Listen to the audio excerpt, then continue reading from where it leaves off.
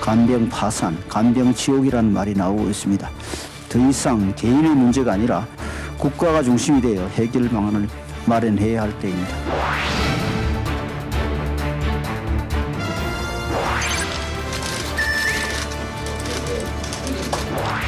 요양병원의 수요가 많으니까 요양병원부터 간병비를 급여화해서 건강보험을 적용해 보는 것을 저희가 추진하도록 하려고 합니다.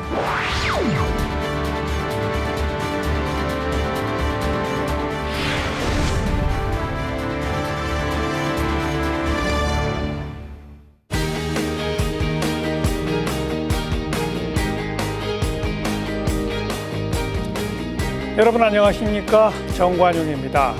초고령 사회가 코앞으로 다가온 상황에서 이른바 간병지옥, 간병파산이라고까지 불리는 이 사적 간병비 부담 문제가 사회적 이슈로 떠올랐습니다. 정부는 국민 간병비 부담 경감 방안을 발표하고 지원 비용과 시설을 대폭 늘리기로 했고요.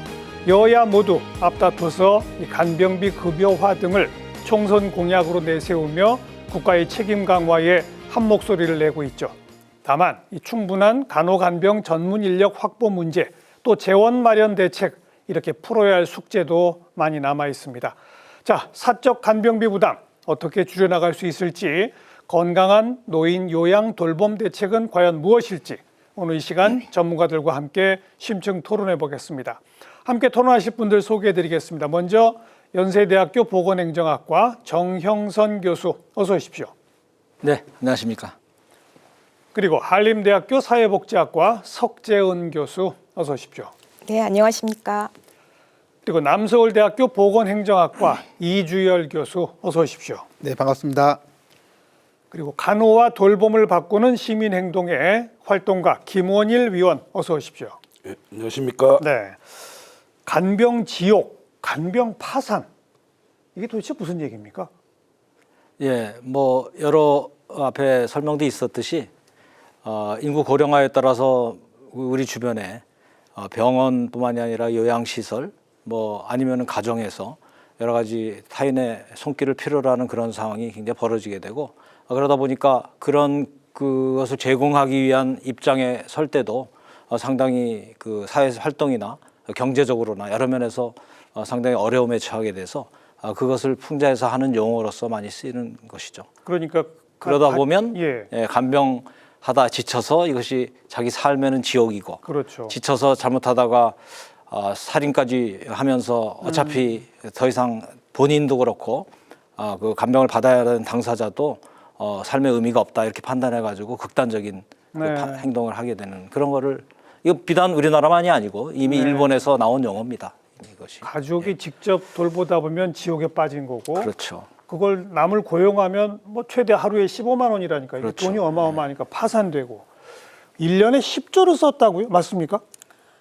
네, 그 연구의 추정에 따르면 연 10조 정도의 규모가 사적 간병비로 지출이 되고 있기 때문에 개별 가구가 뭐 적게는 뭐 150만 원, 이제 여러 그 간병인을 나눠 쓰는 경우에, 근데 단독으로 부담을 하게 되면 600만 원, 뭐 400만 원 이런, 그러니까 정말 보통의 가구에서는 도저히 감당하지 못하는, 그래서 이제 본인이 직접 간병을 하게 되면 본인의 경제 활동을 못 하고 굉장히 소진되고 그야말로 여러 가지를 이제 자기 삶을 내놔야 되는, 그래서 이제 극단적인 선택까지 하게 되는 그런 식으로 흘러가고 있는 것 같습니다. 이주일 교수도 얼마나 심각한지 좀 진단해 주시죠. 지금 사적 간병률이 대략 한 60% 정도를 사용을 하고 있습니다.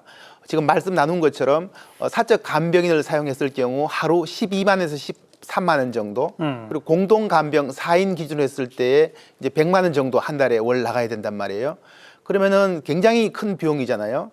그래서 개인이 부담하게 될 게 월 400, 공동 간병하더라도 월 100. 사실은 이렇게 본다면은 큰 부담이기 때문에 이 경제적인 큰 타격을 주고 있어서 예. 이 간병이 결국 가정 파탄, 경제 파탄까지 가져가는 문제가 일어나고 있습니다. 뭐 오죽하면 이 간호와 돌봄을 바꾸는 시민행동이라는 모임까지 언제 만들어졌습니까? 어떤 활동을 하고 계신지요? 2022년에 만들어졌고요. 원래 그 간병 국가 책임제 실현을 위해서 만들어졌다가 간호법 제정 활동을 통해서 사회적 돌봄 체계를 구축하자 그런 취지로 만들어져서 활동하고 있습니다. 네.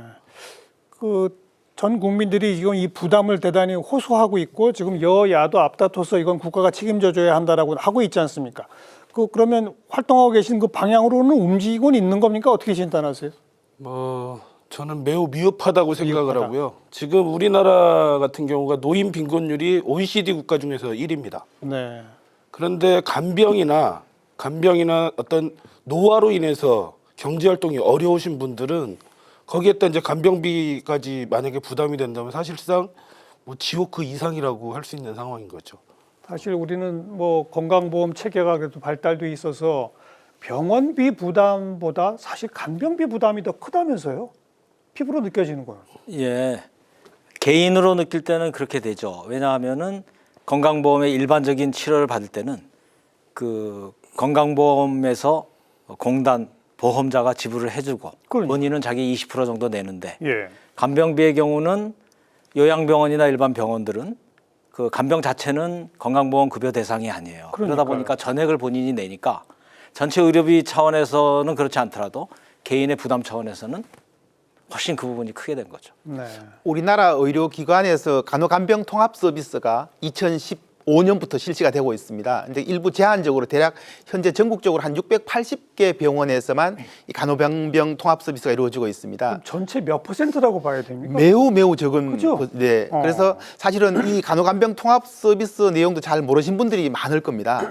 이제 그리고 설사 지금 있더라도 그런 병원에 중증 환자가 정말 중요한 간호간병 서비스 대상자가 돼야 되는데 병원 입장에서는 경증 환자 중심으로 이 병동을 운영하고 있어서 또 새로운 문제가 되고 있죠. 지금 정 교수님 말씀하셨던 것처럼 의료기관을 이용하게 되면은 이제 건강보험 적용을 받으니까 예. 본인 부담률이 대략 한 20%밖에 되지 않습니다.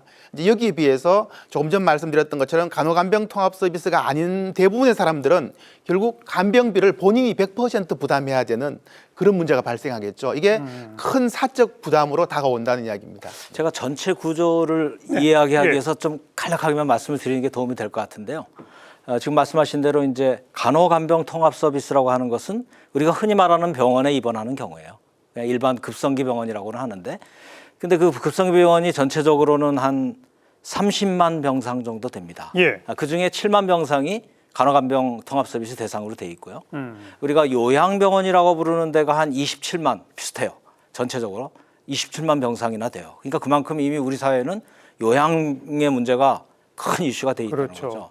그 외에 이제 요양원이라고 있어서 그게 한 5만 뭐 이런 정도 이제 진행이 되고 있어서 전체 구조가 그렇게 돼 있고요. 전체적으로 아까 10조 원 정도를 얘기했는데 뭐 꼭 그 연구 결과는 아니면 저희가 OECD의 통계 이런 걸 하다 보면은 계략적으로 추정 부분이 있는데 아까 말한 요양원이라고 하는 것은 장기요양 보험을 통해서 지불해 주는데 거기에는 시설에 입소하는데 한 5조 원, 거칠게 얘기해서 5조 원 정도가 지불되고요. 나머지 한 5조 원 정도는 그 요양병원에서 한 3조 원, 급성기 병원에서 한 2조 원 정도가 이거는 사적 간병비로 냅니다. 그래서 그렇죠. 아까 말한 5조 원은 장기요양보험에서 공적으로 평상시 만들어 놓은 보험료로 국가가 아니면 보험자가 대주는 거고 나머지 5조 원 정도는 본인이 사적 비용으로 지금 되고 있는 그런 상황이에요. 그 구도를 알고 들으시면은 아마 전체가 이해가 될 겁니다. 네.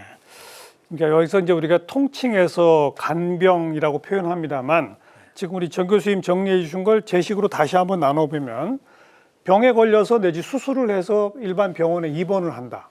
그럼 과거에는 가족이 옆에서 쪽잠 자고 막 그랬었단 말이에요. 여기에 대한 대책을 어떻게 할 것인가. 여기 1번이고요. 두 번째는 이제 노인 요양병원 내지는 노인 요양원 이 시설에 입소해 계신 분들 혼자 거동이 어려우니까 누군가 돌봐야 하는. 요양병원하고 요양원은 약간 그러니까 다르게 하는 게 이걸 나아요. 같이 묶어가지고 이제 요양병원은 건강보험이고 요양원은 장기요양보험이기 때문에. 오케이. 예, 제 말씀은 이제 저희가 논의 순서를 네. 첫 번째는 일반 병원, 두 번째는 요양병원과 요양원 이렇게 다루고 세 번째는 댁에 계시지만 네. 거동이 불편하거나 못하셔서 누군가의 돌봄을 필수적으로 받아야 되는 분들도 있지 않습니까? 바로 이 세 차원에 한번 접근을 해봤으면 좋겠습니다. 첫 번째는 병원에 입원했어요. 수술하고 뭐 한 달씩 입원을 하 있습니다. 그때 이제 간병인들을 뭐 하루에 얼마씩 해서 이렇게 하게 되지 않습니까? 이거 다른 나라는 어떻게 하고 있습니까? 우리 석 교수님.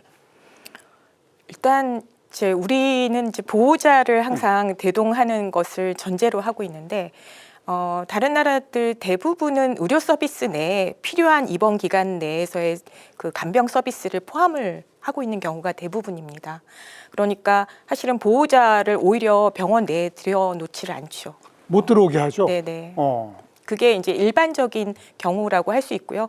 우리는 이제 간병하고 의료 치료하는 걸 분리해서 우리가 이제 그러니까 건강보험에서는 이제 의료와 치료 그 부분에만 이제 서비스를 하고 간병에 대한 부분들은 이제 별도로 이제 사적인 책임의 영역으로 놓고 있는 상황입니다. 가족이 하든지 간병인을 고용하든지. 네네. 그런데 그럼 일반 외국의 다른 대부분은 간호사나 간호조무사가 간병인이 하는 역할까지를 다 한다는 겁니까? 네.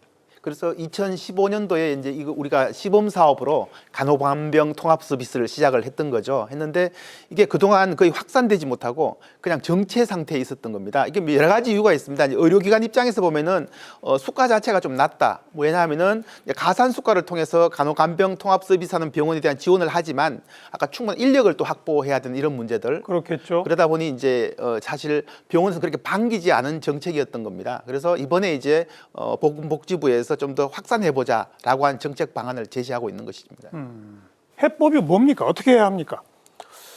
지금 간호간병 통합 서비스는 아까 이제 한 30%까지 확산이 돼 있어요. 급성기 병원에는 한 30%까지 확산은 돼 있고, 그 병원도 사실 뭐 수가는 일반 병동비에서 한 2.5배에서 3배 정도가 되고 있어서 지금 현재 뭐 그 이전에 비해서는 많이 확산이 됐죠. 특히 이제 메르스를 경험하면서 감염 문제도 있었고 해서 지금 상당히 확산이 돼 있는데 문제는 아까 그 교수님께서 말씀하셨던 대로 어떤 원칙으로 좀 제공할 거냐. 근데 지금 제공되고 있는 게 이제 소위 말해서 국가 재원으로 그다음에 간호 인력이 제공을 하는데 문제는 환자 중심으로 제공되고 있지 않다는 문제가 있습니다. 그게 뭐냐면 중증 환자가 13%밖에 안 된다는 그 국정감사 그 보도 자료가 있었어요. 그럴 정도로 병원에서 환자를 골라서 간호간병을 하는 거죠. 그러니까 중증 환자일수록 손이 많이 가고 이러다 보니까 그거를 배제해버리는 이런 역전 현상이 벌어지고 있어서 이거에 대한 원칙을 지금 잡아야 되는데 좀 그런 부분에 대해서는 뭐 일부 병동을 좀 늘리겠다라는 대책은 나왔지만 뭐 제가 볼 때 뭐 손 가리고 아웅하는 정도 수준밖에 안 되지 않는가 그렇게 생각을 하고 있습니다. 예, 그게 해법을 네. 말씀하셨는데 예. 이제 핵심이 일반 병원의 일반 병상 보호자가 들어갈 수 있고 간병인을 고용해야 되는 부분은 한 하루에 5만 원, 6만 원 정도의 그걸 받아요, 병원이. 근데 이제 이 간호간병 서비스를 한다 그러면 한 10만 원 정도를 받습니다. 그러니까 많이 받죠. 그러니까 병원은 많이 받으려고는 하죠. 근데 그렇게 되려면 거기에 간호 인력과 간병 인력을 고용을 해야 되잖아요. 그렇죠. 그렇게 되면 많이 손이 가는 환자들을 근데 이제 문제는 지금 아까 우리 이주열 교수님께 잘 설명하셨는데 지금 현재까지는 어떤 병원에서 간호간병 서비스를 한다라고 하면은 그 병원에서 어떤 병동만 하거든요. 왜요? 전체를 안 하고요? 전체를 해야 되는데 왜요? 그동안에 시범 사업부라 그래가지고 병동 단위로 선택을 하도록 해놨어요. 왜냐하면은 아직 할 대상이 많은데 네. 그 중에는 정말 중증 환자들 중심으로 해서 좀 해라라는 취지로 그 중에 병동을 하도록 한 건데 병원의 입장에서는 되도록이면 돈이 덜 들어가는 반대로 그렇게 반대로 해서 아까 우리 경증 환자로. 김원일 이사 말씀대로 한 10몇 %만 중증이고 대부분 경증 환자를 받은 거죠. 그래서 그 대안은 이제 충분히 우리가 초기에 시범 사업을 할 정도로 2015년도에는 간호간병 인력들이 적었거든요. 그런데 네. 이제 이미 우리나라의 간호사 인력도 많이 배출이 되고 있어서 그리고 또 간병 인력도 많이 배출이 되고 있어서 이제는 우리가 어떤 병원이 선택을 하면 병원 전체가 보호자 없는 병원을 하겠다 해도 되는 시점이 왔습니다. 이미 일본이 1994년도부터 97년 사이에 예. 3년 사이에 전국에 부첨 간호 금지라고 하는 강제적인 시행을 했거든요. 그때보다 이미 우리나라는 간호간병 인력이 더 많습니다. 그래서 네. 우리도 지금 정부나 다음 정부가 앞으로 예를 들어서 5년 내로 어떤 순서로 병원에는 보호자 없는 병원을 원칙으로 한다. 더군다나 메르스 우리가 싹 겪었잖아요. 그렇죠. 그래서 충분히 설득력도 있고 할 수도 있고 그렇기 때문에 그걸 먼저 해나가는 것이 간호간병 사업에 어찌 보면 가장 급하고 제일 중요한 거다 하는 말씀을 드리겠습니다. 한마디로 병에 걸리거나 수술을 해서 입원하는 경우는 100% 병원의 간호 인력이나 간병 인력이 책임지도록 하자. 이거 아닙니까? 그럼요. 맞습니다. 네. 그리고 가능합니까? 그게 정상적인 거죠. 인력의 면이나 재원의 면에서 가능합니까? 네, 어떻게 진단하세요? 인력이 가장 어려운 부분인 것 같고요. 그다음에 재원도 그래서 사실은 이렇게 전면적인 확대가 좀 어려웠던 부분이 사실은 인력 조달의 문제가 가장 컸던 부분이었어요. 제가 자꾸 말씀을 드려서 네, 좀 네, 그렇긴 괜찮아요. 한데, 좀 추가적으로 말씀을 드리면 아까 잠깐 일본 얘기를 했는데 인구 1000명당 일본이 간호간병 간병을 금지시킨 게 1994년에서 7년 사이인데요. 그 당시에 OECD 평균이 인구 1000명당 간호 인력이 6명일 때예요. 그때 일본이 90년대 초 제가 일본 동경대에서 공부를 했는데 초에는 간호사가 부족하다 그래가지고 못 하고 있었죠. 그러다가 급격히 늘려서 1994년에서 7년 할 사이에 이미 6명으로 올라가 있었어요. 그런데 지금 우리나라의 지금 수준은 간호 인력이 한 6명 되고요. 그다음에 간호조무사 인력까지 포함해서 OECD 평균은 같이 포함됩니다. 그러면은 그게 8명이에요. 즉 이미 우리가 인력적으로는 이미 하려고 하면 할 수 있는 시점에 와 있고요. 네. 경제력은 더 높아져 있고 인구 고령화 수준도 당시 1996년 일본보다도 더 높아져 있거든요. 그렇기 때문에 정부가 더 이상 늦출 것이 아니고 과거에는 그럴 이유가 있었어요. 아까 2015년까지만 해도 간호 인력이 충분하지 않고 충분하지 않았습니다. 그런데 이제는 할 수 있기 때문에 여러 가지 메르스나 이런 사건, 코로나 사건도 겪었고 하니까 이제는 정부가 정책 방향을 확실하게 잡고 계획대로 추진하면 되는 단계에 이미 와 있습니다. 어찌 보면 또 전문 간호 인력이나 전문 이 간병 인력들이 병원에 상주하면서 여러 환자를 동시에 케어하게 되기 때문에 지금 사적 간병인으로 우리 저 중국 동포나 이런 분들도 많이 쓰잖아요. 그런 분들을 하는 것보다 비용 대비 효과면으로 보면은 더 효율적인 거 그거는 아니에요? 이제 병원에서 예. 그런 분들을 고용을 해서 일정 정도의 필요한 교육을 하고 그러니까요. 그 안에 매뉴얼에 따라서 하도록 하는 것이 훨씬 더 효율적이죠. 예, 그렇죠.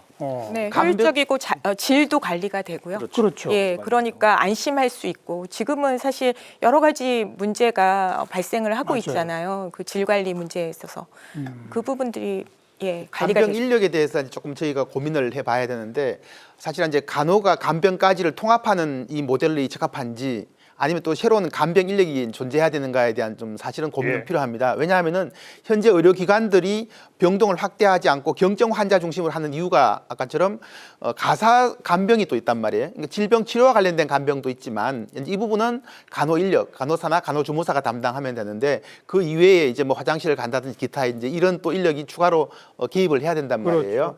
이제 그래서 이런 부분들에 대한을 했을 경우에 이제 비용 문제가 나오는 거죠. 지금은 건강보험에서 이제 적용을 받고 있는데 이제 그러면 이걸 과연 건강보험으로 다 가져갈 것이냐, 아니면 새로이 별도의 이 간병 관련 기금을 조성해서 할 것인가, 그리고 뭐 아니면 장기요양 보험을 하기로 할 것인가, 굉장히 복잡한 내용들이 있어서요. 좀 더 이제 여러 가지 정부에서는 고민이 많은 시점이라고 할 수 있습니다. 최소한 간호간병 서비스라고 하는 급성기는 건강보험에서부터 벗어나는 거는 문제가 있고요. 그건 건강보험에서 책임져야 그렇죠. 한다. 하는데 다만 지금 말씀하신 대로 간병 인력들이 추가로 이제 필요하지 않습니까? 소위 보호자가 들어와서 하는 것도 그 수준인데 이제 그런 부분들을 위해서 추가적으로 고용을 하는 비용으로 추가적으로 주는 게 지금 아까 말씀드린 대로 일반 병원에서 한 5, 6만 원을 10만 원 정도 높여주고 있어요. 그러고 있기 때문에 그런 정도의 비용을 가지고 간병에 해당하는 인력을 고용해서 하라. 정부가 아니면 건강보험이 할 일은 그럴 때 그 병원의 구성이 간호사가 환자 5명을 보느냐 6명을 보느냐 그다음에 간병 인력이 환자 30명을 보느냐 20명을 보느냐를 이 매트리스를 잘 구성을 해가지고 거기에 맞는 수가를 설정해서 지불하고 병원은 그걸 가지고 매니지를 해나가는 이런 시스템이 해야 되고 그것이 이미 일본에서 90년대부터 지금 해오고 있는 방식입니다. 건강보험료 안 올려도 가능합니까? 아니면 조금 올리긴 해야 합니까?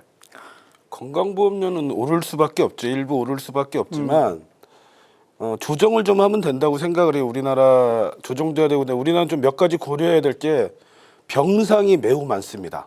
그래서 사실 우리나라는 제가 볼 때 급성기 병상이 한 60%만 되면 60% 정도만 돼도 충분히 간호간병 통합 서비스가 이루어질 수 있거든요. 그래서 이제 정부 정책에 제가 가장 많이 비판하는 것 중에 그래서 300병상 이상 중증도가 있는 그 환자들이 많이 있는 병원부터 해야 된다고 하는데 지금 정부는 오히려 그걸 가로막고 있죠. 왜요? 지금 한 10년 전 기사를 보니까 중증 환자 비율이 가장 많은 게 68%가 대도시에 있고 그다음에 중소도시가 한 30%, 그리고 뭐 군 단위가 한 2%밖에 없다라는 10년 전 진흥원 기사가 있습니다. 근데 지금은 더 심하겠죠. 그렇겠죠. 그렇다면 당연히 중증 환자가 있는 곳에 간호간병 통합 서비스가 있어야 하는데 네. 이미 환자 쏠림이라든가 의료기관 쏠림 현상은 이미 오래전부터 정부의 방치로 인해서 계속 진행이 돼 왔단 말이죠. 근데 지금 간호간병 통합 서비스만을 환자가 있음에도 불구하고 서비스 제공 못하게 하는. 그래서 지금 그 6병동으로 만약에 제한을 하게 되면 아산병원 같은 경우는 10%밖에 할 수가 없습니다. 그럼 90% 환자는 아산병원에 입원해서 절대로 간호간병 통합 서비스를 받을 수 없게 하는 거죠. 그러니까 서울의 이 상급 종합병원, 대형병원 환자들이 몰리고 있는데 거기에 이 병동 수를 정부는 제한하겠다라고 하는 이유는 뭐예요? 간호 인력 쏠림을 막겠다는 건데요. 간호 인력 쏠림 또한 환자 쏠림이 더 가속화될 거다 그건가요? 이미 환자 쏠림은 가속화돼 있는 상태고요. 그러니까 환자가 있는 곳에 간호간병 통합 서비스가 있어야 하거든요. 환자가 있으니까 서비스가 있어야 되는데 지금 그러면 사실 뭐 재원일 수가 상급종합병원의 2배, 3배 되는 그 지역 병원들 있지 않습니까? 소위 뭐 이런 말들은 그렇죠. 나이롱 환자들이 있는 데는 간호간병을 무한대로 할 수 있고 그다음에 중증 환자도가 몰려 있는 상급종합병원이라든가 큰 병원은 제한을 하는 이런 역전 현상들이 이번에 이제 보건복지부가 발표한 내용 자료 중에 지금 말씀하신 부분이 이제 여러 가지 문제점을 좀 발생시키고 있는데요. 현재 간호간병 서비스는 상급종합병원의 경우 4개 병동까지만 가능하도록 되어 있습니다. 이걸 이제 수도권은 6개 병동, 2개를 더 늘리는 거죠. 그 다음에 비수도권은 다 풀어주는 거예요. 이제 앞으로. 이제 그랬을 경우 지금 말씀하신 것처럼 실제적으로 수도권 중심에 많은 중증 환자들이 많은데 그렇죠. 병동이 제한되니까 이제 아마 보건복지부에서도 많은 고민을 했을 겁니다. 지금처럼 이제 쏠림이라든지 뭐 여러 가지 현상들이 있으니까 일단 수도권을 많이 풀어줄 수 없다는 입장인데, 그래 이건 정책적인 입장이고 실제적으로 국민들의 수요 입장에서 보면은 오히려 수도권 많은 그렇죠. 병상이 있는 곳에서 병동을 늘어줘야 되는데 그렇죠. 그러지 못한 이번에 정부 발표가 있었던 겁니다. 정부가 좀 갈짓자 행보를 하는 게요. 2021년도 9.2 노정협의할 때 이미 300병상 이상을 전면 확대하겠다고 발표를 한 바가 있습니다. 근데 지금 아무런 뭐 그때 얘기에 대한 뭐 답변도 없이 그냥 이번에는 6병동으로 제한하겠다라고 정책을 변경하거든요. 근데 정부가 이렇게 해도 되는 건지, 그러니까 정부의 행보 자체가 사실 전면 확대는 박근혜 정부 때부터 얘기는 했었어요. 근데 여러 이제 사실 초창기였고 충분히 이해 공감될 만한 상황이 있었는데 지금 같은 경우는 이미 말씀하셨던 대로 병동 단위가 아니라 기관 단위로 의료기관 단위로 해야 되는 거고 이렇게 이제 정책 방향들을 전반적으로 수정해 가고 있는 찰나에서 정부가 갑자기 지금 입장을 변경한 거죠. 예, 그게 이제 지금 항상 정책을 할 때 무슨 문제가 있냐면 간호 인력이 부족했거든요. 그러니까 간호 인력을 가장 부족한데 서울의 큰 병원들은 간호사들이 가고 싶어하니까 또 페이도 좋으니까 그걸 많이 갔어요. 그러니까 이제 간호간병 서비스라고 하는 것은 간호사를 좀 많이 뽑으면 돈을 더 주겠다니까 서로 하고 싶어 합니다. 서울이든 지방이든. 그렇게 되는 상황인데 서울에 있는 큰 병원에서도 똑같이 이거를 만약에 여러 병동을 다 적용을 하면은 지방에서 간호사를 구하지 못하니까 하고 싶어도 못하는 거죠. 이제 이런 문제가 있기 때문에 정부가 그걸 고려를 해준 건데 다 맞는 말씀인 것이 아까 말씀드린 대로 이제는 간호 인력도 많이 배출이 되고 하니까 이제는 더 이상 그런 방식은 그만하고 지난 2015년부터 했으면 그만하고 병원을 당진으로 해서 예를 들어서 큰 병원에서 하겠다고 선언하면 전체를 할 수 있도록 하고 그런 병원들이 늘어나는 것을 저는 오래 걸리면 안 된다고 생각해요. 알겠습니다. 한 3, 4년 안에 계획을 짜서 병원 단위로 확대하는 것을 하면은 이런 문제들 굳이 인위적으로 몇 개는 되고 안 되고 하게 되면 그 안에서 알겠습니다. 선택권이 주어지잖아요. 인력은 아무튼 충분히 확보가 될 것이기 때문에 한마디로 급성병원의 경우는 100% 간호간병 통합이 가야 할 방향이다. 그것도 몇 년 안에 해야 한다. 이에 따라서 일부 건강보험을 더 내야 하는 부담은 생길 수 있다. 그러나 사적 간병비 부담에 비하면 훨씬 효율적이기 때문에 적을 것이다. 우려하실까봐 제가 감을 조금 더 드릴게요. 아까 말씀드린 대로 이제 일반 급성기 병원에 지금 사적 간병으로 내는 돈이 추상컨대 한 2조 원 정도 됩니다. 그러면 그 2조 원은 본인이 낸다는 얘기잖아요. 그렇죠. 그러면 그 돈을 어떻게 하든지 사회적으로 건강보험에서 2조 원 중에 예를 들어서 1조 6천억 원을 건강보험에서 대주고 나머지 4천억 원에 해당하는 돈을 본인이 이제 내게 되는 구조로 바꿀 수 있는 거죠. 그렇게 되면 굉장히 좋아지는 거죠. 그렇죠. 그까지 1년에 그 보험료가 80조 원 정도 되니까 뭐 1.2조는 감당할 수 있습니다. 지금 흑자가 25조 원이 쌓여 있거든요. 그런데 문제는 이렇게 일단 간병을 사회화하게 되면은 이것이 2조 원으로 남아 있지 않아요. 늘어날 수 있나요? 그렇죠. 왜냐하면 공짜 본인이 전액을 내다가 사회적으로 하게 되면은 이 그 무빙 타겟이니까 예. 그만큼 이용도 늘어나고 하게 되죠. 이제 이런 부분에 대해서는 정책적으로 개입을 해서 여기에 모럴 해저드가 나오지 않도록 이렇게 해야 되는 게 필요한데 다만 이따가 논의되겠습니다만은 요양병원이나 요양시설 같은 경우는 그런 가능성이 커지지만 급성기에는 비용이 싸진다고 해서 입원 안 할 걸 입원하는 가능성도 많지 않기 때문에 알겠습니다. 아까 급성기부터 해야 된다고 하는 말씀이 네. 이 무빙 타겟이 그래서 상대적으로 적은 이 부분이 정책적인 우선순위다. 그리고 아까 말한 환자 오염 문제, 메르스 우리가 코로나에서 겪었던 문제로 감염 문제도. 감염 문제도 있기 네. 때문에 충분히 해야 된다는 말씀을. 자, 이 정치인의- 급성병원에 대한 얘기는 어떤 방향을 딱 잡았고요. 이제 두 번째가 노인 요양병원이나 요양원의 경우인데 우선 우리 이 교수님이 현재 실태는 어떤지 전달해 주시고 방향을 좀 내보죠, 역시. 요양병원은 지금 전국 대략 한 1,500개 정도가 있는데 지금 요양병원은 급성기 의료기관과 다르게 간호간병 통합 서비스가 적용되지 않은 기관입니다. 그래서 다시 말씀드려서 요양병원은 100% 사적 간병이 이루어지는 그렇죠. 곳이라고 할 수가 있죠. 그래서 이번 정부가 내세운 정책 방안은 시범 사업을 한 1년 6개월 정도 해서 2027년 이후에는 요양병원에서도 간호간병 통합 서비스를 적용해 보겠다라고 하는 그게 핵심 내용입니다. 사실. 예. 네. 예. 근데 아시겠지만은 지금 요양병원은 굉장히 다양한 환자들이 모여 있는데요. 지금 요양원에 가야 되실 분들이 또 요양병원에 와신 분들이 계시고 또 요양병원에 계실 분들이 요양원에 가 계신 분들이 막 섞여 있어서 섞여 있죠. 1차적으로 요양병원과 요양원의 기능 정립이 우선적으로 좀 이루어져서 다시 말씀드려서 요양병원은 의료기관이고 건강보험 적용을 받기 때문에 그러니까 의료 치료 필요한 분들 중심으로 이제 이 환자들이 구성이 되면은 여기에도 간호간병 서비스를 적용해 보자라고 하는데 여기가 눈여겨봐야 될 부분이에요. 간호간병 서비스를 최대한 6개월만 제공하겠다라는 겁니다.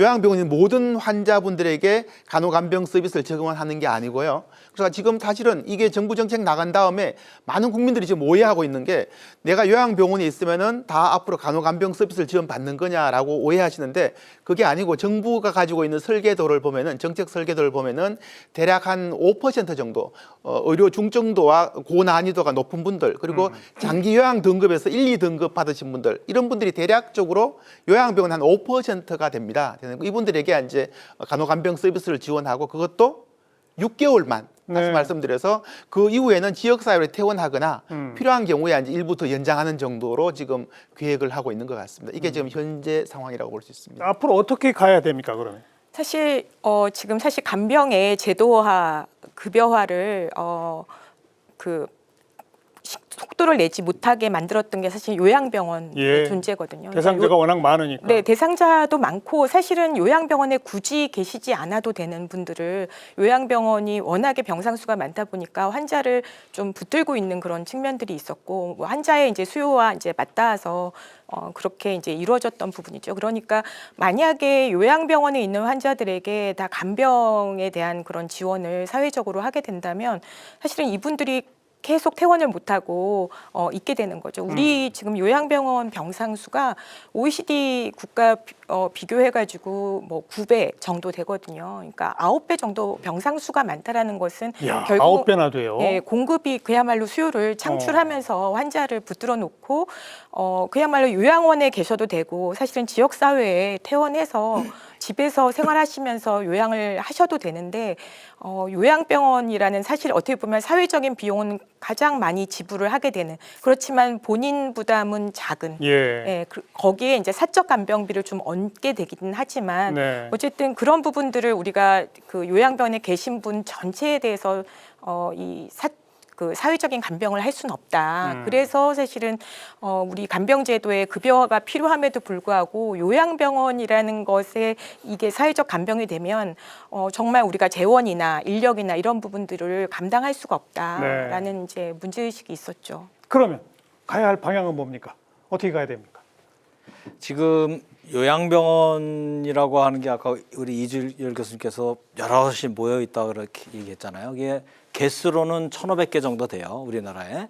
아까 한 27만 병상 얘기했고요. 근데 이게 불과 20년 전인 2003년도까지만 해도 100개가 안 됐어요. 그렇죠. 근데 지난 20년간 이게 1,500개가 됐고 일반 병원의 숫자가 1,500개인데 요양병원이 1,500개입니다. 그 말은 일반 그 요양병원 안에 지금 그 요양원에 가야 될 분도 와 계시고 그다음에 암 치료 급성기 치료 끝나고 와서 또 있어야 될 분도 계시고 재활 급성기 재활 받아야 할 분도 계시고 해가지고 사실 말은 하나의 병원이나 이 안에는 그 시설부터 병원에까지 다양한 인력 전부 다 여건이 집에 계시기 힘든 분 급성기 강인을 맞지 않은 분들이 다 모여 있어요. 그래서 우리 사회가 우선적으로 해야 될 일은 간병비의 급여화라고 하는 것은 이제 들어가긴 들어가야 되는데 이 안에 과연 요양시설에 해당 쪽에 갈 분들과 아니면 급성기병원으로 해서 재활을 집중 재활을 받아야 될 분들 이런 그룹들 아니면은 마지막에 말기 그 임종 환자들 호스피스에 가실 분들 다 같이 있거든요. 그러니까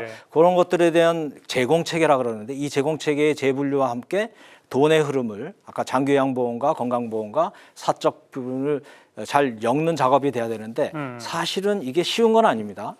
바로 이제 그런 부분들이 시범 사업이 좀 필요로 되는 부분이에요.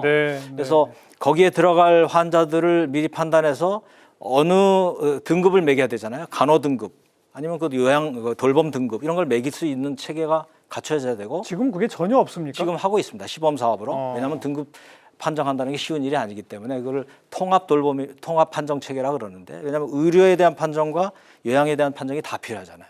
그래서 그 부분들을 통합 판정 체계 시범 사업을 진짜 이렇게 시범 사업이 필요한데 판정하는 체계를 지금 하고 있어요. 그래서 그런 작업들이 다 맞물려서 지나가야 되기 때문에 단순하게 간병비를 급여화하고 돈을 지불하냐 안 하냐 하는 문제를 넘어서서 시간이 상당히 필요하고 아마 앞으로 10년 내지 20년의 텀을 두고 그리고 일본의 경우도 가끔 인용을 합니다만 일본도 2000년대부터 지금까지 아직 지금도 똑같은 이슈가 있어요. 계속 하고 있어요. 그렇죠. 병상을 어떻게 분류하며 일반 병원 안에 사회적 입원을 하고 있는 요양원에 갈 그쪽의 개호 환자들에 해당하는 사람들을 어떻게 빼낼 것이며 그들에 대해서 돈을 어떻게 지불할 것이며 판정을 어떻게 할 것이냐는 계속적인 숙제이기 때문에 조금 약간 긴 안목을 가지고 그 부분들은 이제 당장 어떻게 하냐는 만 가지고 얘기하기는 쉽지 않다. 지금 진행되고 있는 이제 사항들은 우선 앞서 말씀드렸던 것처럼 요양병원과 요양원의 기능 정립이 좀 필요하고 환자들을 재분류하기 위한 이 시범 사업이 이제 2차 시범 사업을 하고 있습니다. 지금 말씀하신 것처럼 통합 판정 체계라 그래서 지금 물론 개수는 3,000개 정도밖에 안 되긴 하지만 여기를 통해서 이제 나름대로 분류할 수 있는 기준을 좀 만들자 이거 이제 가지고 있는 거고요.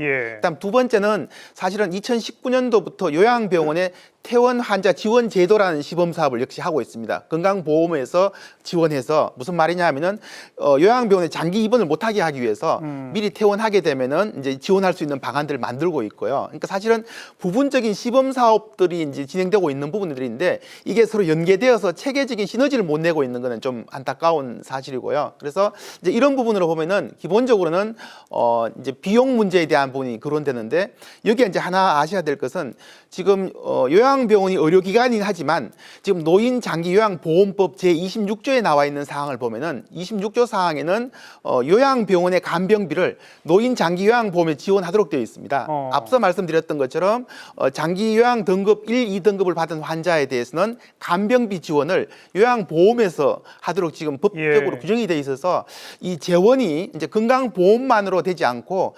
장기요양보험의 그 비용도 끌어설 수 있는 법적인 기반은 마련되어 있다라고 말씀을 드리겠습니다. 근데 그 지금 이제 환자를 분류할 때요.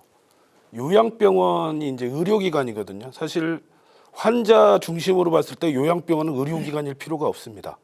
그러니까 지금 소위 말해서 급성기 환자, 그다음에 아까 요양병원 얘기할 때 다 만성기 환자거나 회복기 환자란 말이죠. 그러면 이거를 하나의 같은 틀로 묶어서 어떻게 서비스 특성을 만들었어야 되는데 그거를 안 하고 있는 게 문제인 거고. 그래서 저는 지금 대안이라면 뭐 제가 얘기한 대안은 아니고 어느 교수님이 얘기하신 거였지만 요양병원 재원과 그다음에 장기요양보험 재원을 합쳐서 이 두 가지를 통합을 해야 돼요. 즉 환자 특성에 맞게끔 간병 서비스를 제도화해야 되는 거지 현재 있는 의료법 체계, 건강보험 체계 이렇게 해서는 안 됩니다.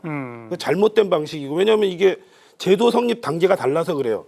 1994년에 요양병원이 먼저 만들어졌어요. 그리고 2008년도에 요양원이 만들어졌단 말이죠. 이제 이런 과정을 거치면서 이 두 가지가 같이 급증해서 현재는 이제 서로 이것을 어떻게 조정해야 될 문제가 생긴 거죠. 그래서 네. 저는 이제 그런 문제들이 우선적으로 좀 정립이 돼야 된다 그렇게 생각합니다. 어찌 보면 그 노인 장기 요양보험 제도가 새로 만들어지면서 어찌 보면 예견됐던 문제 아닙니까? 이런 일이 벌어질 거라고 하는 거.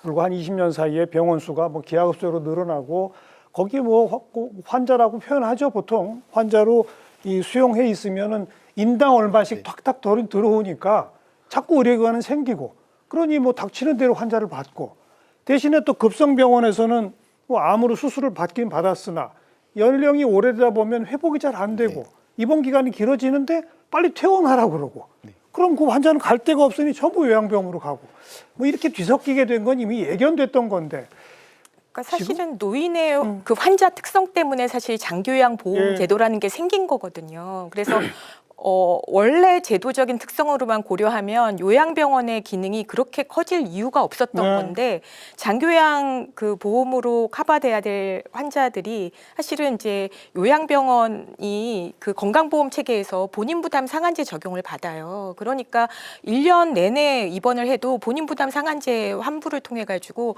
훨씬 낮은 비용으로 그렇죠. 병원에 오래 입원할 수 있는 거예요. 거기다 이제 사적 간병이 필요한 분도 계시지만 그렇지 않은 분도 계시니까 본인이나 가족이 체감하는 그런 비용은 더 작기 때문에 요양병원을 선호하는 거죠. 이제 그런 약간의 그 공급 체계에서의 난맥상을 예. 좀 정리를 해야 되고 말씀하신 대로 이제 기능 정립과 함께 대상자 분류, 그 다음에 필요하면 요양병원은 회복 재활 관련해서 입원 기간 자체도 좀 아예 좀 단기화 시키고 이렇게 이제 장기적으로 365일 180일 이상 이렇게 오래 입원하는 경우가 예. 없기 때문에 예. 이제 그런 부분들을 좀 정상화시키고 좀 정말 오래 요양이 필요한 분들은 시설이나 아니면 재가해서 그렇죠. 예, 그렇게 할 수 있도록 하는 게 네. 맞을 것 같습니다. 이게 상당히 이제 중층적이에요. 지금 말씀들을 우리는 이제 이쪽 분야를 아니까 서로 이해가 되는데 일반 국민들이 이제 상당히 어렵죠. 근데 돈이 어디서 흘러 들어오느냐는 재원 조달 체계가 있고요. 그다음에 시설이 어떻게 구성되느냐는 시설 체계가 있고 그 시설을 이용하는 환자들의 양상이 있는데 대체로 인구 고령화에 따라서 노인들은 이 여러 가지의 그러니까 병원에 가야 될 수요하고 돌봄을 받아야 될 것이 같은 몸에 복합되죠. 복합적으로 있잖아요. 그러니까 이제 이 부분들을 어떻게 정리하는 건데 그게 이렇게 이제 간단하지 않은데 지금 말씀한 것 중에 좀 우리나라가 좀 한계가 있었던 부분이 이제 요양병원에 대한 부분인데 대부분의 나라들은 급성기 병원이 있고 요양원, 요양시설에 해당하는 것이 있으면 그 사이에 중간 시설이라고 그냥 인터미디어리 인스티튜션 중간 그런 시설들이 있어요. 네. 그게 이제 일본에서는 그걸 노인 보건 시설이라고 해서 80년대부터 만들었어요. 그래서 초기에는 인구 고령화가 안 돼 있으니까 그 대상자들이 급성기도 하면서 같이 이제 노인들을 수용하기 시작했죠. 그렇게 해서 쭉 흘러오면서 그게 건강보험 적용을 받고 있었어요.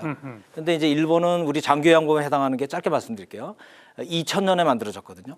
2000년에 만들어지면서 이 중간시설에 앞에 개호자를 붙여서 우리는 말하면 장기요양보험으로 옮겼어요. 네. 근데 우리는 아까 우리 김원일 말씀대로 의료법 안에 요양병원이라는 거를 사생활처럼 이렇게 만들어 놓은 게 90년대예요. 예. 건강보험, 장기요양보험이 2008년도에 만들어지면서 기존에 있는 병원하고 요양원을 사이에서 없으니까 급성기에 있는 요양병원이라는 거를 갖다 끌어다가 그 요양병원으로 그냥 놔두고 거기서 중간에 있는 중간시설의 역할이 없는 상태로 놔둔 거죠. 그러다 예. 보니까 지금 현재 우리나라 요양병원이 소위 서구에서 말하는 널싱홈에 해당하는 역할이라든지 일본에서 말하는 노인보건시설의 역할을 그냥 다 안고 하는 거예요. 그러니까 병원의 역할도 해야 되고 요양원의 일정 부분의 역할도 해야 되는데 불안한 그 환자나 보호자 입장에서는 그래도 의사들이 같이 보충돼서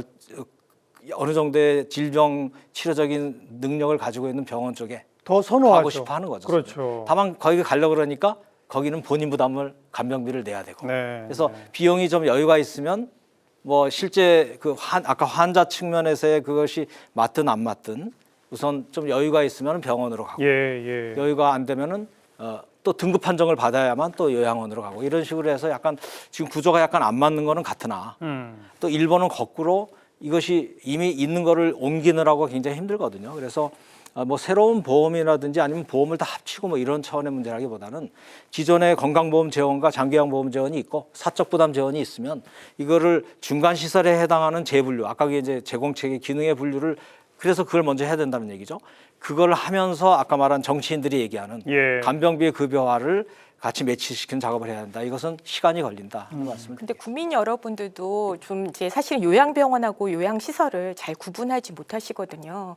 어느 보험에서 어떻게 재원이 조달되는지를 국민들은 사실 이제 잘 구분하지 않고 그냥 의사분들이 있으니까 좀 더 낫지 않을까 이렇게 생각을 하시는데 실제로 그 요양병원의 스펙트럼이 굉장히 다양해요. 서비스 질도 굉장히 다양하고 그래서 실제로 요양병원이라고는 하지만 실제로 그 이 삶의 질, 그야말로 365일 생활하는 데 있어서는 요양 시설보다 훨씬 못한 열악한 데가 많죠. 열악한 데가 많아요. 그래서 그야말로 간병인을 쓰다 보니까 또 통제되지 못하는 질 관리가 안 되는 그런 간병인에 의한 간병이 이루어지기도 하고 그런 측면에서는 좀 더 관리된 사실은 시설이 삶의 질의 측면에선 나은 측면이 있는데 그런 네. 부분들을 이제 국민들이 잘 인지 못하시니까 사실은 이제 요양병원의 마케팅에 좀 넘어간 거죠. 쏠리는 거죠. 예. 네. 지금 이제 정책적으로 개입할 때 이제 고려해야 될 게 앞에서 나온 이야기긴 한데요. 요양병원이 1994년도에 출발했고 요양원이 2008년도에 시작했습니다. 그 이야기는 2008년도 요양시설이 만들어지기 전 단계에서는 요양병원이 요양시설 역할을 같이 했던 겁니다. 근데 지금에 와서 이걸 분리내려고 하니까 쉽지가 않은 거죠. 왜냐하면 이게 공공시설이 아니고 다 민간 의료기관이었습니다. 그렇죠. 그래서 그러니까 이 민간 의료기관으로 하니까 결국은 어쩔 수 없이 수익 창출이라는 구조로 갈 수밖에 없는 구조들. 좀 이게 굉장히 얽혀 있는데 이 실타래를 먼저 푸른 다음에 이 간호간병 서비스가 되든 예. 간병비 지원이 이루어져야 한다는 구조를 가지고 있는 근데 거죠. 아쉬운 거는 2008년, 2007년, 그러니까 장기요양보험 제도 들어오기 전에는 요양병원 숫자가 아까도 말씀하셨지만 몇 개 안 됐죠. 몇백 개가 안 됐어요. 그랬는데 지금부터 지금 이제 병상 자체가 거의 28만 병상까지 늘은 거잖아요. 그런 걸 생각하면 이것은 원래 의료 체계에서 그 역할을 하고 있었는데 얽혀서가 아니라 요양 시장이 성장하면서 그냥 어떻게 보면 시장을 보고 성장한 그런 그래서 제가 수준이 되는 예견됐던 거죠. 문제라고 네, 얘기한 네, 겁니다. 네. 그러니까 자꾸 시설 얘기와 요양병원 얘기, 요양병원은요 사회적 입원이 존재하는 데예요. 누구나 갈 수 있게 만들어놨고 요양원은 그렇지 않아요. 2008년부터 등급 판정 체계가 있었고 등급 판정된 사람만 오게 돼 있습니다. 요양이 필요한 지금 분들. 우리나라 요양병원 간병비 급여는 철저하게 요양시설에 그 가져왔었던 정책들을 가져와야 돼요. 근데 그걸 못 갖고 오는 거예요. 그것만이라도 가져오면 시범사업이 제대로 됩니다. 왜냐하면 통합판정 체계도 있고 아무나 못 가고 예. 환자 노인성 질환의 중증도라든가 와상 상태로 환자를 이미 선별했단 말이죠. 근데 요양병원은 그런 시스템이 없잖아요. 없는 시스템을 가지고서 지금 사회적 입원이 10명 중에서 7명이라는 얘기까지 있을 정도인데 그렇다면 그 7명을 전부 다 간병 서비스를 해줘야 되냐? 그건 아닌 거죠. 그렇죠. 그렇다면 노인 장기요양보험 체제를 최대한 흡수해서 요양병원 시스템을 바꿔나가는 게 저는 방안이라고 생각을 합니다. 어찌 보면 어불성설이에요. 요양원은 의사도 없는 기관인데 그러나 여기는 이 등급 판정을 받은 분들이 들어갈 수 있고 의사가 있는 시설에는 등급 판정 없이 들어갈 수 있고 이 말이 안 되는 거 아닙니까? 앞뒤가 바뀐 거 아니에요? 예. 앞뒤가 바뀐 이유가 그렇죠. 아까 말씀드린 대로 지금 여러분들이 말씀하신 근데 이제 이 그 누가 이렇게 하나님이 있어가지고 그 병원 시설 구분을 하고 환자 분류를 해서 등급 판정 재원 조달 이렇게 마련한 게 아니잖아요. 예. 그렇기 때문에 자연 발생적으로 막 예, 바뀐 거니까. 제도 형성은 요양병원이 최근에 생겼다 그러지만 그 제도 시스템을 그 누가 돈을 제공해서 정부가 만들 수 없는 거고 그런 제공 체계를 공급자들이 해온 거죠. 요양원도 아까 2008년도에 장기요양보험 제도가 사실 만들어졌지만 그 이전에 무슨 전문 요양시설이니 이미 시설이 있었어요. 예, 예. 그리고 이제 그 주 대상자들이 가난한 사람들이 주로 많이 받았던 건데 그것이 발전돼 온 거죠. 그러니까 이제 기존에 있는 상황을 바꾸면서 새로운 그 급격한 고령화라고 하는 것을 수용해서 제도가 만들어 오는 과정에 이것이 서구의 개념이라든지 이런 것이 섞여서 지금 잘 안 되는 부분도 있지만 반면에 제가 일본 말씀을 자꾸 드리는 거는 일본은 오히려 지금 20년 앞서서 인구 고령화가 됐기 때문에 먼저 많은 제도를 하나 이미 누적된 그 경로 의존성이라 그러잖아요. 네. 그런 부분들이 있어서 오히려 고칠 거를 못 고치는 게 굉장히 많아요. 그래서 우리가 오히려 후발주자로서 지금 빨리빨리 고쳐나가면서 알겠습니다. 하고 있다는 점을 고려한다 그러면 뭐 낙관적이지는 않아도 그게 염세적으로 이렇게 예. 생각할 건 아니다는 말씀을 드리겠습니다. 요양병원과 요양원의 경우는 우선 구조개혁이 필요하다. 네. 그리고 정말 의사의 그 치료가 필요한 요양병원의 경우는 간호간병 통합 서비스로 가면 된다. 간단히 말하면 그런 거고요. 정말 의사의 치료가 필요치 않은 요양시설에 가 있거나 재택에 계신 분들은 이제 돌봄 차원에서 접근해야 한다. 이렇게 요약하면 되겠고. 네. 이제 마지막이 바로 그 돌봄입니다. 네. 그 돌봄 체계에서는 역시 또 일본이 가장 좀 우리가 배울 게 많은 거 아닙니까? 뭐 상당수는 요양원이나 이런 데도 가지 않고 자택에 계시면서 지역사회 커뮤니티와 연계된 그거 좀 소개해 주시면. 그러니까 이제 그 일본의 경우라고 해도 우리보다 인구 고령화가 20년 앞서서 지금 진행이 됐기 때문에 예. 이제 그 앞선 부분들이 지금 우리가 보면서 그거를 당장 좋다 그러니까 이제 가져오려고 그래서 우리가 많이 뒤진 것 같아도 지금 쫓아가고 있는 건데 쉽게 얘기해서 급성기에 해당하는 이제 건강보험의 경우도 지금 주요 강점을 주고 수가를 올려주고 방점을 두는 게 재택의료예요. 그렇죠. 그러니까 집에 있으면서 일부 의원들은 아예 방문 의료만 하는 의원들이 따로 설립이 많이 왕진도 하냐 왕진. 예, 왕진하고 이제 그분은 일본에서는 하는데 뭐 결국 같은 겁니다. 쉽게 얘기하면 가서 방문해서 치료를 하는 것이 그것만 전담하는 의원들이 많이 있고 예, 예. 그것에 대한 해당하는 수가들이 설정이 돼 있어요.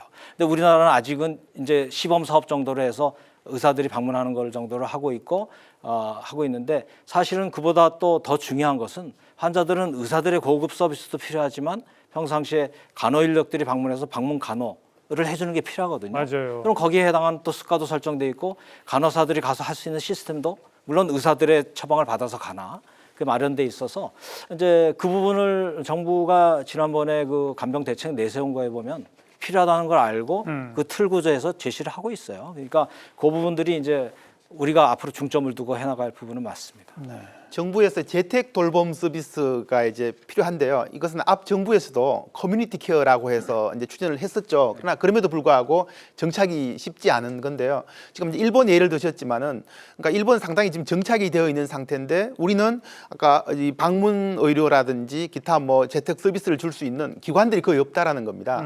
우리가 이제 요양원이나 요양병원에 있는 환자들을 퇴원시켜서 지역사회를 보내고 싶어도 거기에 서비스가 존재하지 않으니까 네, 네. 또 새로운 문제가 생기는 거죠. 그래서 지금 사회적 이분도 엄격히 보면은 이제 가도 돌보지 못할 수 있는 구조로 돼 있다는 부분이어서 사실은 앞 정부에서 거기를 먼저 추진한 건 굉장히 바람직한 방향이었고요. 우리가 좀 더 일찍이 지역사회 돌봄 체계를 먼저 갖춘 다음에 그 다음 단계 아까 시설이나 이쪽 병원 쪽을 이렇게 옮겨왔어야 되는데 지금 여기를 손대면 여기 또 안 되어 있고 지금 이게 굉장히 핑퐁 게임다운 모습을 보이고 있어서 그 부분은 좀 아쉬움입니다. 지금. 김원일 위원도. 그 재택 사실 이제 재가 서비스 영역을 말씀하시는 네. 거라고 생각하는데요. 지금 재가 서비스는 가장 의료 피로도라든가 요양 피로도가 적은 분들이 계시는 계시죠. 거잖아요. 그래서 여기를 잘해야 사실은 고령 사회를 대비할 수 있거든요. 맞아요. 재정 문제라든가. 그래서 여기에 뭐가 집중이 돼야 되냐면 대상자 위주의 서비스가 있어야 돼요. 대상자 중심에. 근데 우리나라는 뭐가 문제냐면 가족들 중심의 서비스가 더 많아요. 그러다 보니까 의료 서비스와 연계도 이루어지지 않고, 그러니까 뭐 방문간호 이용률이 0.1%가 안 됩니다. 0.6%가 안 될 정도 수준인 거고, 그런 문제. 그다음 또 하나는 가장 중요한 게 사실 의료에서 핵심은 예방과 관리예요. 악화를 방지시키는. 네. 이런 체계들을 가져가야 되는데 이거에 대해서는 굉장히 미흡한 정도가 아니라 거의 부재한 상태입니다. 이러다 보니까 재가 서비스를 어디다 중심에 둘 것이냐. 아까 말씀하신 대로 저는 이게 무슨 단계별로 가지 않더라도 가장 중요한 영역으로 돌봄에서 방점을 찍어야 되는 건 재가와 지역사회라고 보는 거거든요. 그렇다면 거기에 어떤 서비스를 장착해서 할 것인가. 이건 사실 석재현 교수님이 워낙 그쪽 전문가시니까 그렇게 많이 얘기했는데도 정부가 그걸 장착을 안 해요. 계속해서. 서비스 개선도 안 하고 있는 상태고 예. 그런 문제들이 석 교수님 뭘 장착해야 되는지 좀 요약해 주세요. 일단 이제 말씀하신 대로 그 재가 서비스가 사람 중심으로 필요한 서비스들이 이렇게 통합적으로 제공될 수 있어야지 되는 거죠. 그러니까 우리가 지금 재가 서비스 받으시는 분들이 의료 서비스나 이런 부분들을 뭐 특히 와상 환자 같은 경우에는 좀 의료 서비스를 재택 의료 서비스를 통해 가지고 방문 진료를 받는다라든지 또 방문 간호 서비스를 받는다라든지 그런 부분들이 필요하고 또 이제 중증의 경우에는 방문 시간이 좀 길어야지 되고요. 지금 그래서 이제 저는 그래도 이번 정부에서 재가 서비스에 대한 중증 환자에 대한 좀 이제 그 서비스를 강화하는 그런 이제 개혁을 하고 있고요.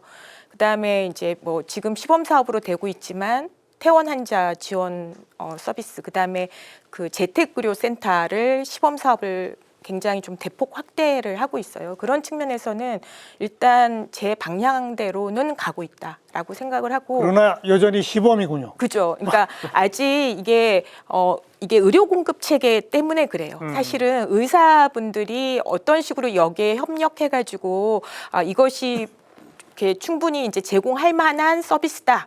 라고 이제 인지를 하고 이제 이 사업에 참여를 하셔야 되는데 아직은 의사분들의 그런 적극적인 이제 협력과 참여 이런 부분들을 기대할 수 없으니까 사업의 속도를 좀 완만하게 가고 있는 상황이죠. 저희가 이제 지역사회 통합 돌봄이라고 명칭을 하는데 예. 사실 이게 이제 저희가 영국이라든지 호주 뭐 이렇게 유럽에서 주로 가져온 제도인데요. 이제 이 나라들은 기본적으로 의료 제도가 기본적으로 깔려 있거든요. 주치의제라고 하는. 그러니까 사실 어르신들, 노인들은 기본적으로 건강 문제, 의료 문제를 가지고 있습니다. 사실은. 예. 이게 의료가 기본적으로 연결이 되지 않으면은 이게 약간 재가 서비스가 어렵다라는 문제가 있습니다. 앞에 정부에서 하나 이제 놓쳤던 부분은 이 의료 부분을 간과한 거예요. 그렇죠. 복지 서비스 중심으로 했는데 그래서 지금 이번 정부에서는 이제 의료와 매칭하는 이 시범 사업들을 하고 있는 거죠. 그래서 앞서 저희들이 계속 이야기하고 있는 재택 의료 센터가 매우 중요한 거죠. 이제 그래서 이런 부분이 이제 기본적으로 약간 장착이 돼야지 그 다음에 나머지 간호 서비스든지 뭐 재가 서비스가 이루어질 수 있다라는 부분이 필요합니다. 지금 이제 외국에서 가져왔다고 한 그 나라들은 공공의료의 비중이 매우 높은 나라 그렇죠, 아닙니까? 맞습니다. 맞습니다. 네네. 공공의료를 기본으로 해서 네. 전국민 주치의제도 같은 걸 하고 네. 있으니까 그게 가능한 건데 네. 우리는 재택의료센터를 만들려고 해도 민간 병원한테 네. 의뢰하거나 해야 된단 말이에요. 이걸 네. 좀 메워야죠. 이제 그 논의를 그렇게 전 제가 보기엔 좀 단순한데 예를 들어서 지금 얘기하는 일본이 네. 그 공공의료 뭐 공공병원이 높지 않죠. 아니죠. 그다음에 또 뭐 얘기하셨죠 조금 전에 재택의료센터 누가 맡을 것이냐. 주치의제도. 주치의제도도 전혀 우리랑 같은 시스템이에요. 예. 그러니까 이제 그 핵심은 뭐 제가 세 가지 정도로 간략하게 하면은 하나는 이제 법 체계인데 이거는 이제 좀 이따 하고 두 번째로는 아까 우리 석 교수님이 잠깐 말씀한 제공 인력이에요.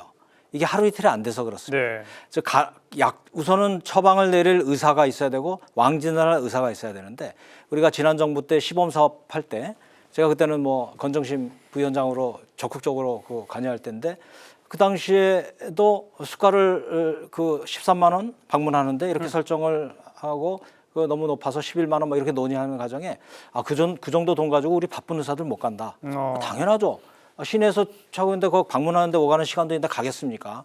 그러나 전국에 있는 의사분들의 방문에 대해서 13만 원, 15만 원을 줄 수는 없잖아요. 한 번 방문해 오가면서 그런 판단을 내리는 그 근저에는 의사 부족 문제가 있었던 거죠. 그렇죠. 그러나 의사 부족 문제는 어제 어느 정도 이제 앞으로 가능성을 열었으니까 의대 증원 얘기가 그건 나왔습니다. 넘어가겠습니다. 이제 그것도 더 중요한 인력은 또 간호 인력이에요. 실제 예. 현장에 가야 되는데 간호 인력은 마침 지난 10년간 간호 인력이 한 2배 늘었어요. 연간 2만 5천 명씩 배출이 이제 되도록 돼 있고 해서 일단 인력의 공급은 충분합니다. 그래서 인력 문제는 그래도 아까 말씀드린 대로 이제 풀려간다. 시간이 가도. 두 번째로는 이제 재원 조달 문제는 우리가 그 운영을 하기에 나름이고 필요성이 있으면 당연히 돈을 보험료를 걷어서라도 해야 되는 거죠.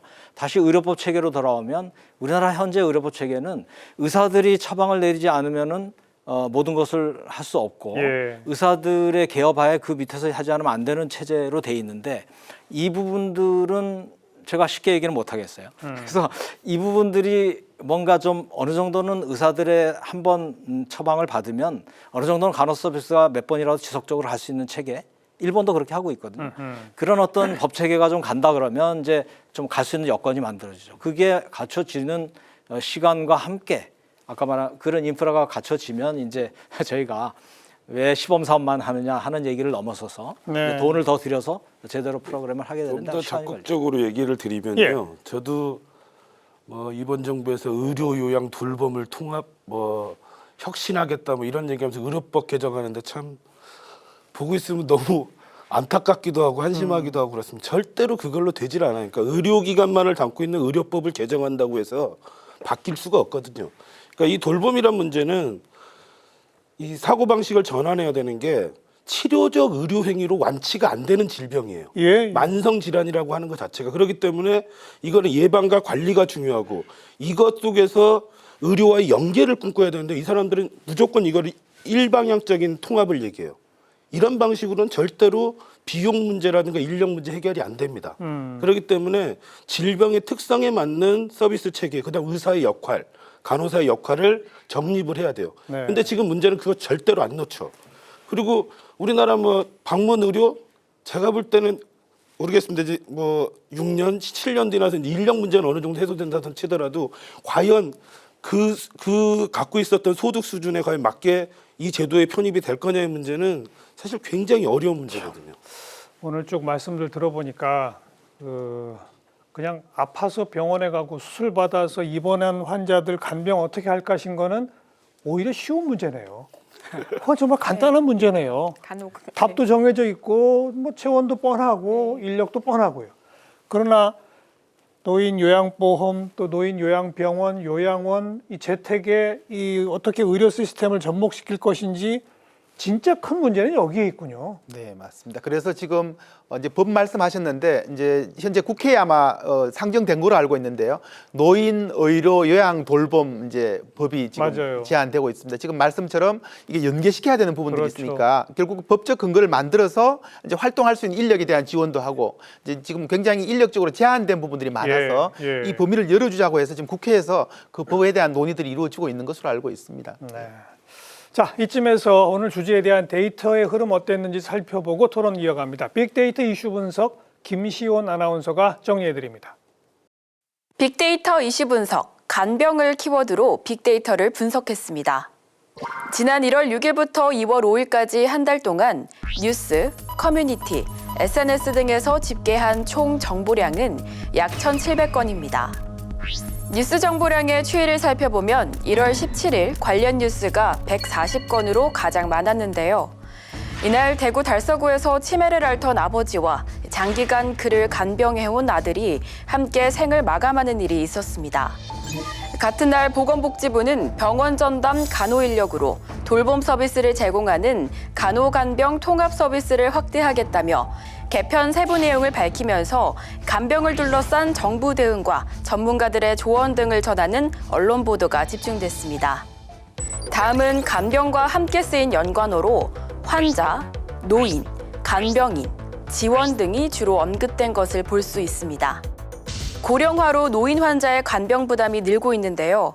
간병인 고용 등 사적 간병비가 연간 10조 원에 달하는 가운데 보험연구원 분석 결과 10명 중 7명이 간병 준비에 미흡한 것으로 나타났습니다. 간병 지원 필요성이 커지자 정부 여당은 지난해 12월 당정협의회를 열고 간호간병 통합 서비스 확대 등 대책을 발표했으며 보건복지부는 시행 계획을 마련 중에 있습니다. 더불어민주당 이재명 대표는 본인의 1호 공약인 간병비 건강보험 적용을 여당과 함께 논의하자며 공통 공약 실천 테이블을 제안했습니다. 이어서 간병과 함께 언급된 주요 이슈에는 간호 통합, CCTV 확대, 일본 요양시설 등이 등장했습니다. 간호간병 통합 서비스 확대 방안에 보건의료계는 일단 환영하는 분위기인데요. 다만 인력 확충과 재원 확보가 선행돼야 한다고 주장했습니다. 한편 또 다른 간병 비극인 간병인들의 환자 학대가 지적되면서 요양시설에 대한 관리 감독이 강화돼야 한다는 의견도 제시됐습니다. 일본의 요양시설들은 노인 학대를 예방하기 위해 시설 내 학대 방지위원회와 전담 직원 배치를 의무화하고 이를 어길 시 수가를 감산하는 방식으로 운영된다고 하는데요. 요양시설에서의 환자 학대 예방 방안으로 주목받았습니다. 지금까지 간병을 키워드로 알아본 빅데이터였습니다. 오늘 제목은 초고령 사회 간병 대책 이렇게 붙였습니다만 오늘 사실 간병, 요양, 돌봄 또 이것이 복합적으로 얽혀 있는 대상자 다양한 이야기들을 나눴습니다. 오늘 뭐 미처 이게 꼭 중요한데 빠뜨렸다 싶은 얘기가 있는지요? 뭐 우리 교수님. 네. 사적 간병인에 대한 부분을 좀 고민을 했으면 좋겠습니다. 왜냐하면은 지금 우리가 사적 간병이라고 하는 분 대부분들이 외국인으로 구성이 되어 있고요. 맞아요. 그래서 이분들에 대한 교육도 전혀 안 되어 있고 이분들이 이 신체에 대한 메커니즘을 잘 모르기 때문에 또 이상한 또 상황들도 발생하고 해서 정부가 정책적으로 이 사적 간병인들에 대한 교육 체계화시키는 것과 이분들의 관리 감독을 좀 제도로 편입하는 게 필요하다라고 저는 생각을 합니다. 사실 이제 병원이 간호간병 통합 서비스로 가면 자연스럽게 그 전문 인력 교육 시스템이 딱 뒤따라야 될 거 아니겠습니까? 맞습니다. 함께 가야 되겠군요. 네네. 또 뭐 미처 말씀 안 하시고. 저는 이 간병 우리가 의사나 간호 인력에 대한 이제 어려움을 얘기를 했는데 사실은 우리가 이제 간병 인력에 대한 질 관리 그다음에 자격 관리를 하게 되면 사실 이제 요양 쪽에서는 어떤 걱정을 하고 있냐면 지금 요양보호사 예. 부인난이 엄청 심각하거든요. 근데 이제 요양보호사가 그래도 관리된 인력이고 자격이 있는 인력이기 때문에 이 요양보호사분들이 사실은 병원이나 이쪽으로 이제 빠져나갈 것이다. 그래서 이쪽 요양과 재가 쪽에 돌봄 그 종사자 인력난이 훨씬 더 심각해지겠다. 이런 이제 걱정을 하고 있어요. 근데 맞아요. 배출 인력은 사실 뭐 거의 300만 가까이 배출이 됐는데 실제로 일하시는 분들이 한 6, 70만 정도 되거든요.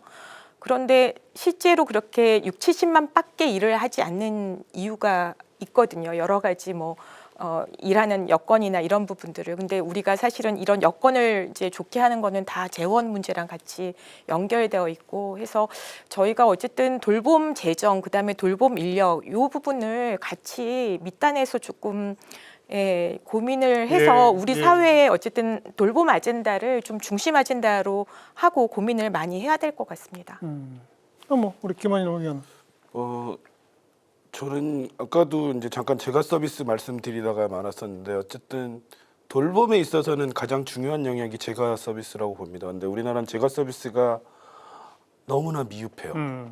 뭐 한마디로 해서 방문 재활도 없습니다. 그리고 예방을 위한 어떤 일본은 뭐 퉁소 서비스라든가 퉁소해서 이제 하는 것도 있던데 우리나라는 이제 그런 것도 부재하다 보니까 우리나라는 예방과 관리 그다음에 뭐 재활 이런 쪽의 그 급여들을 좀 다양하게 하면서 재가 서비스부터 좀 잡으면서 그 틀을 잡고 그리고 예. 확대해 나가는 그런 방안들이 좀 필요하지 않을까 생각합니다. 지금 지적해 주신 그 재가 서비스는 도시와 농촌의 차이 없이 부족하죠.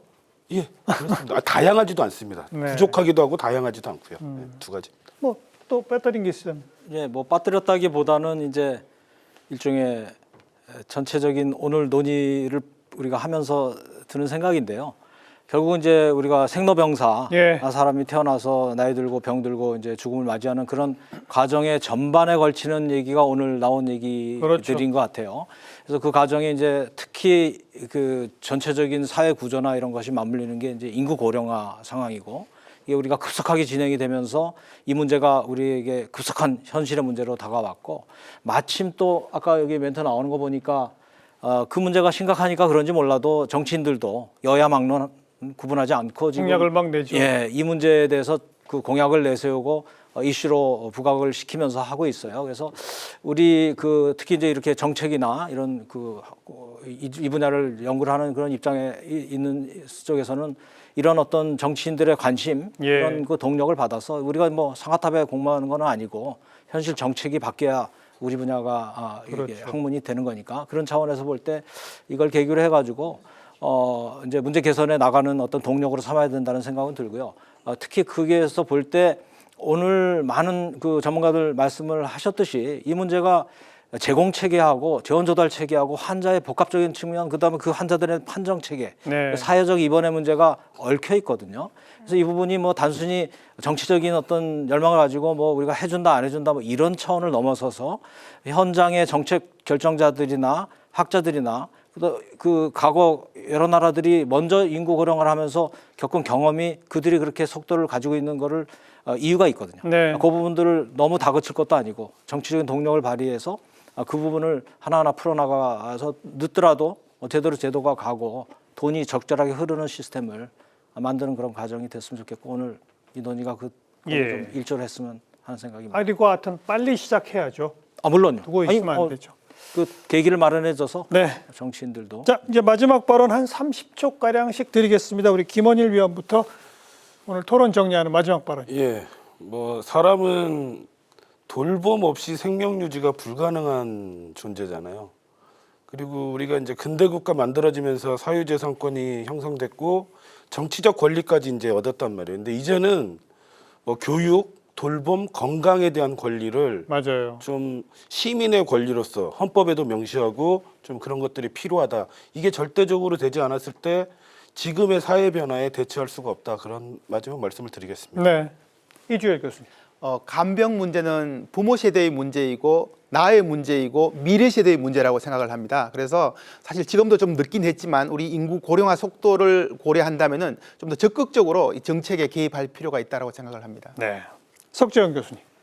네, 오늘 뭐 간병 급여화에 대한 이제 정치권의 그런 관심들이 굉장히 반가운데 중요한 건 그 틀이 제대로 정리되지 않은 상태에서의 그 급여화가 이제 들어오게 되면 진짜 악마는 디테일에 있다고 여러 가지 또 체계가 오히려 좀 그 안 좋은 방향으로 갈 수 있는 부분도 있기 때문에 그런 부분들을 잘 정비하면서 갔으면 좋겠다. 그래서 우리가 이미 이제 고민해 놓은 부분들을 아까 정 교수님 말씀하셨듯이 잘 우리가 이미 알고 있는 것들을 놓치지 않고 보완하면서 이제 제도를 만들어 나가면 좋겠다라고 생각을 합니다. 네, 정영선 교수님. 예, 우리나라는 마침 그 우수한 건강보험하고 장기요양보험 제도를 이렇게 전 국민을 대상으로 갖춘 나라입니다. 쉽지 않은 시스템을 갖추고 있기 때문에 이걸 잘 활용해서 그 안에서 사각지대가 생기지 않고 국민이 혜택을 받을 수 있는 체계를 지금부터 계속 만들어 가야 될 것이라고 생각이 됩니다. 네. 자, 우리 모두의 문제입니다. 부디 간병 지옥, 간병 파산 이런 이야기 더 이상 좀 나오지 않도록 지금부터 빨리 좀 서둘러서 구조개혁도 또 시스템 마련도 인력 확충도 교육 시스템 확충도 좀 서둘러서 해 나가야 할 것 같고요. 의료계에 계신 분들이 여기에 좀 앞장서 주셨으면 하는 당부와 부탁의 말씀을 마지막에 꼭 좀 드리고 싶네요. 네 분 늦은 시간까지 수고하셨습니다. 고맙습니다. 네, 다음 시간 또 뵙겠습니다. 안녕히 계십시오. 한반도 평화를 위한 우리의 대응 방안은 무엇인지 정책토론 56회 남북 긴장 고조와 우리의 대응에 대한 토론 방송 후 시청자 모니터 내용입니다.